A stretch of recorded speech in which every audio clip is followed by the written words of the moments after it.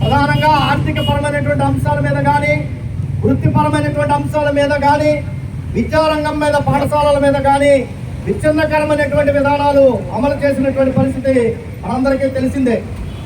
5 డిఏలు పెండింగ్ పెట్టి 5 డిఏల్ని అదే పిఆర్సీ అని చెప్పి రివర్స్ పిఆర్సీ ఇచ్చినటువంటి చరిత్ర.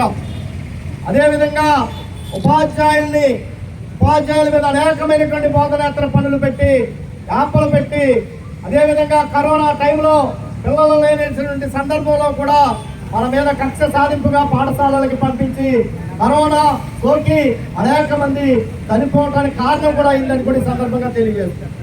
అదేవిధంగా ఈ రోజున పాఠశాలలు ఎడ్యుకేషన్ పాలసీ యాక్ట్ 2020లో భాగంగా ప్రభుత్వ పాఠశాలలో ఉన్నటువంటి ప్రాథమిక పాఠశాలలో విచ్ఛిన్నానికి బీజం వేసింది. సో ఒకవైపు సంస్కరణలో, రెండో వైపు ఆర్థిక పరమైనటువంటి విచ్ఛిన్నం, మూడో వైపు మనల్ని అవమానించే విధంగా కరోనా టైంలో సారా దుకాణాల దగ్గర కాపలా పెట్టినటువంటి పరిస్థితి. ఏదైనా ఈ ప్రభుత్వం అటువంటి అంశాల మీద మనం తిరిగి పోరాటానికి వెళ్తూ ఉంటే ఇళ్ల దగ్గర అరెస్ట్ చేశారు, పోలీస్ స్టేషన్లో పెట్టారు, రైల్వే స్టేషన్లో అరెస్ట్ చేశారు, బస్ స్టాండ్లో అరెస్ట్ చేసి నిర్బంధాలని విధించినటువంటి పరిస్థితి ఉంది. సో భారతదేశంలోని ఇటువంటి దుర్మార్గమైనటువంటి ప్రభుత్వం లేదు, దుర్మార్గమైనటువంటి ముఖ్యమంత్రి లేడు. ఈ నుంచి మనం విముక్తి పొందాలా అని చెప్పి మొత్తం రాష్ట్రంలో ఈ చివరి నుంచి ఆ చివరి వరకు రాష్ట్ర ఉద్యోగ ఉపాధ్యాయులందరూ కూడా ఒకే ఆలోచనతో ఉన్నారు. అటువంటి సందర్భంలోనే లాస్ట్ 2024 ఏప్రిల్ నెలలో జరిగినటువంటి ఎన్నికల్లో పోస్టల్ బ్యాలెట్లు గత చరిత్రలో ఎప్పుడూ లేనటువంటి విధంగా అందరూ దానికి పోస్టల్ బ్యాలెట్కి అప్లై చేసుకున్నారు.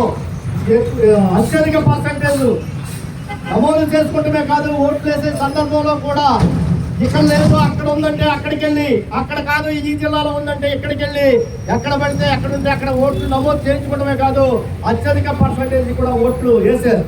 సహజంగా ఎన్నికల ఎలక్షన్ జరిగే సందర్భంలో ప్రజలందరూ కూడా ఓపెన్ గా పైకి మాట చెప్తూ లైన్ లో నిల్చుని ఓటేస్తూ ఉంటారు. ఉపాధ్యాయ ఉద్యోగులు మాత్రం సీక్రెట్ గా ఓటేస్తూ ఉంటారు. కానీ మొన్న జరిగినటువంటి ఎన్నికల్లో ఉపాధ్యాయులందరూ, ఉద్యోగులందరూ కూడా ఓపెన్ గా ఓటేశారు, కానీ ప్రజలందరూ కూడా సీక్రెట్ గా ఓటేశారు. సో అది ఎన్నికల్లో రిజల్ట్ వచ్చింది. అదే సందర్భంలో అప్పుడు ప్రతిపక్ష నాయకుడిగా ఉన్నటువంటి, ప్రస్తుత ముఖ్యమంత్రిగా ఉన్నటువంటి చంద్రబాబు నాయుడు గారు ప్రెస్ మీట్ పెట్టారు సాయంత్రం. ఈ రాష్ట్ర ఉద్యోగ ఉపాధ్యాయులందరూ ఈరోజు ఓటు వినియోగించుకున్నారు. రాష్ట్ర వ్యాప్తంగా వన్ సైడ్ గా నాకు ఓటేశారు, కూటమి ప్రభుత్వానికి ఓటేశారు, వాళ్ళ ఓటు వేసిన విధానం చూస్తే నాకు కడుపు నిండిపోయింది అని చెప్పి చాలా స్పష్టంగా మాట్లాడారు.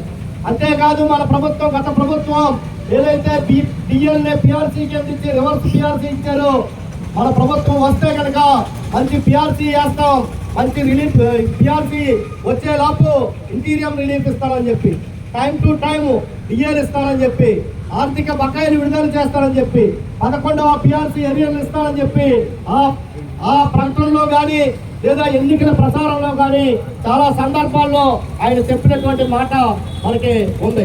కానీ ఈ సంవత్సర కాలంలో అప్పుడు ఆయన ప్రెస్ మీట్ పెట్టినట్టు ఆయన కడుపు నిండిపోయిందన్నటువంటి ముఖ్యమంత్రి గారు ఈ సంవత్సర కాలంలో ఈ రాష్ట్ర ఉద్యోగ ఉపాధ్యాయుల కడుపు నిండిందో లేదో కనీసంగా ఒక్కసారి కూడా చూడలేదని చెప్పి కూడా మనం ఈ సందర్భంగా తెలియజేస్తా ఉన్నాం. ఎందుకు చూడలేదని చెప్తున్నానంటే, నిజంగా చూసే ఆలోచన ఉంటే ఈ రాష్ట్ర ఉద్యోగ ఉపాధ్యాయులతో కనీసంగా సంవత్సర కాలంలో ఒక్కసారైనా సమావేశం ఏర్పాటు చేసి మీ సమస్యలు ఏంటని చెప్పి అడగాల.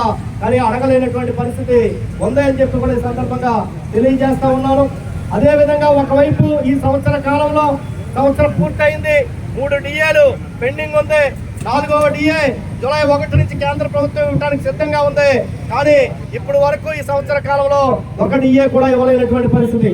నాకు వచ్చే అనుమానం ఏంటంటే, గత ప్రభుత్వం 5 డిఏలు ఇచ్చి అదే పిఆర్సీ అన్నారు కదా, ఈ 5వ డిఏ కూడా వచ్చిన తర్వాత 5 డిఏలు ఇచ్చి బహుశా ఇదే 12వ పిఆర్సీ అంటాడేమో ఈ ముఖ్యమంత్రి అనేది కూడా ఒక అనుమానం కూడా వ్యక్తం అవుతున్నటువంటి పరిస్థితి ఉంది.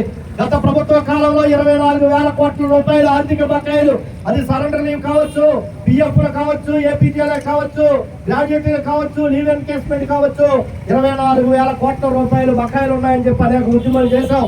ఈ ప్రభుత్వం వచ్చిన తర్వాత ఈ సంవత్సర కాలంలో అది కలుపుకుంటే దాదాపు 32,000 కోట్ల రూపాయల ఆర్థిక బకాయిలు ఉంది. మధ్యలో మన ప్రాప్త నాయకత్వం కానీ లేదా ఉపాధ్యాయ సంఘాలుగా కానీ లేదా శాసన మండలిలో పీడిఎఫ్ ఎమ్మెల్సీలుగా కానీ మాట్లాడినటువంటి సందర్భంలో 2 విడతలుగా 11,000 కోట్ల రూపాయలు పిఎఫ్ లోన్లు ఏపీజే లోన్లు అక్కడక్కడ అడప వేసినటువంటి పరిస్థితి ఉంది. కానీ 24,000 కోట్ల రూపాయల బకాయిలు మాత్రం అదే విధంగా ఉన్నటువంటి పరిస్థితి ఉందే మిత్రులారా. కనీసంగా శాసన మండలిలో బడ్జెట్ సమావేశంలో ఆ మాట పిఆర్సీ మాట కానీ ఉద్యోగ ఉపాధ్యాయుల యొక్క ఆర్థిక బకాయిలు ఏ విధంగా చెల్లిస్తామనే మాట కానీ బడ్జెట్ పుస్తకంలో కానీ బడ్జెట్ సమావేశాల్లో ఆర్థిక శాఖ మంత్రి మాట్లాడటం కానీ ఎక్కడా లేనటువంటి పరిస్థితి కూడా ఉంది. సో ఈ విధంగా మాకు ఏదైతే ఐఆర్ ఇస్తామని ఓటేసామో మమ్మల్ని అప్పుడు చెప్తా ఉంటారు, అప్పుడు కూడా లోకేష్ గారు చెప్తా ఉంటారు ఏమని, ఉపాధ్యాయులు గత ప్రభుత్వం సారా దుకాణాలు కనిపెట్టి అవమానించింది, మేము గౌరవంగా చూసుకుంటామని చెప్పి. మరి నేనైతే అనుకునేది గత గౌరవాన్ని కంటే మరింత దిగజారింది తప్ప గౌరవం మాకేమీ గౌరవంగా చూడట్లేదు ఈ విద్యాశాఖ అధికారులు అని చెప్పి కూడా ఈ సందర్భంగా తెలియజేస్తా ఉన్నాం. అప్పుడు ప్రవీణ్ ప్రకాష్ ఒకడే ఉన్నాడు, ఇప్పుడు కింద నుంచి పైదాకా అందరూ ప్రవీణ్ ప్రకాష్లే. ప్రవీణ్ ప్రకాష్ కి 100 రెట్లు మన కమిషనర్ విజయరామరాజు వ్యవహారం చూస్తూ ఉంటే ఆయనకి 100 రెట్లు వ్యవహారం ఉన్నట్టు పరిస్థితి కనబడతా ఉంది. మరి ఇన్ని పరిస్థితులు, ఒకవైపు ఆర్థిక పరమైనటువంటి అంశాలు ఇవ్వలేదు, పోనీ ఏమైనా ప్రశాంతంగా పాఠం చెప్పనిస్తారా అంటే గతంలోనే అంతర్జాల కబద హస్తాల బందీలో బంధించేసింది ఆ ప్రభుత్వం. ఆ ఉచ్చేమైనా కొంచెమైనా తగ్గుద్దని చెప్తే ఆ ఉచ్చు మరింత బిగిసింది తప్ప తగ్గినట్టయితే ఏమీ లేదు. మనం చదువుకున్నప్పుడు మనం బీఈడీ చేసినటువంటి సందర్భంలో టీచర్ సెంటర్ ఎడ్యుకేషన్ నడుస్తూ ఉంది. టీచర్ సెంటర్ ఎడ్యుకేషన్ కాదు, చైల్డ్ సెంటర్ ఎడ్యుకేషన్ ఉండాలని చెప్పి మనం బీఈడీలో నేర్చుకున్నాం. కాబట్టి విద్యార్థి కేంద్రంగా బోధన ఉండాలని చెప్పేసి మనం నేర్చుకున్నాం. ఈ రోజున విద్యార్థి కేంద్ర బోధన లేదు, టీచర్ కేంద్ర బోధన లేదు, ఆఫీసర్ సెంటర్ ఎడ్యుకేషన్ నడుస్తూ ఉంది. అంటే అక్కడ కమిషనర్ ఏది చెప్తేనే నువ్వు